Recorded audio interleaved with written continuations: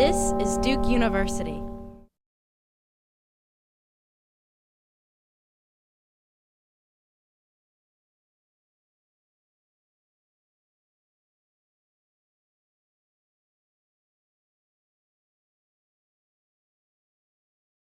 I always thought growing up that the best leader would be the smartest person in the group. If you just figure out who's the smartest person, you'll get the best results. And then I worked for Nixon. And I've learned with him and with other people that being bright or being competent is the threshold requirement. That's the basic bottom line. You've got to pass the threshold. And in order to be a leader, you and I were talking about this a little while ago, but that there are other qualities that are required as well to be a complete leader. And if you're just bright, that's not sufficient. It's helpful, but it's not sufficient. And I've discovered the two other qualities that, which are, I believe, very, very important, is you need a lot of drive.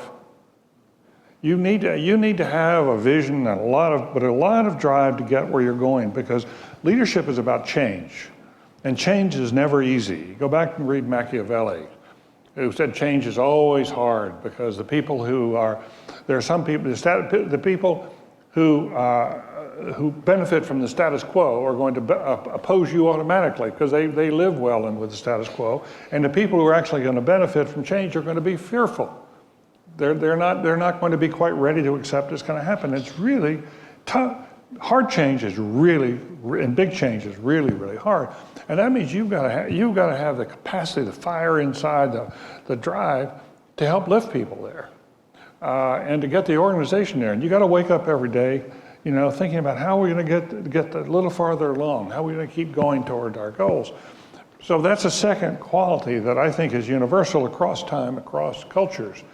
But there is this third quality, which is not emphasized enough, and that came home very clearly with Richard Nixon, and that was the importance of character, and the qualities that go with character, the temperament that goes with leadership, the personal inner qualities. I think these are the hardest things to develop. The soft skills are the hardest things to develop.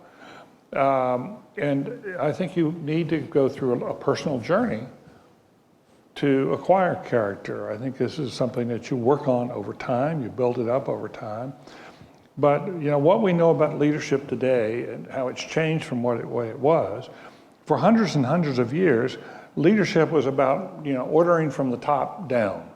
And in fact, if you do this or if you don't, I'm going to threaten you with some sort of punishment, maybe even death. But it was very, very much top-down command and control, and for centuries. And now, of course, we've moved to this new model of leadership, which is about influence, and influencing people to do things, persuading them to do things.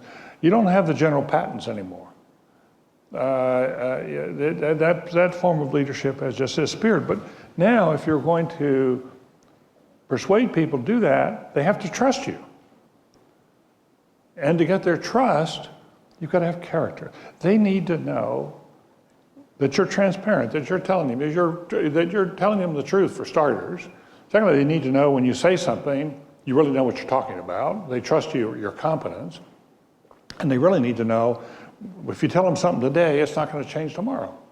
So that there's a consistency across time, and they can then invest themselves and put themselves on the line to follow you.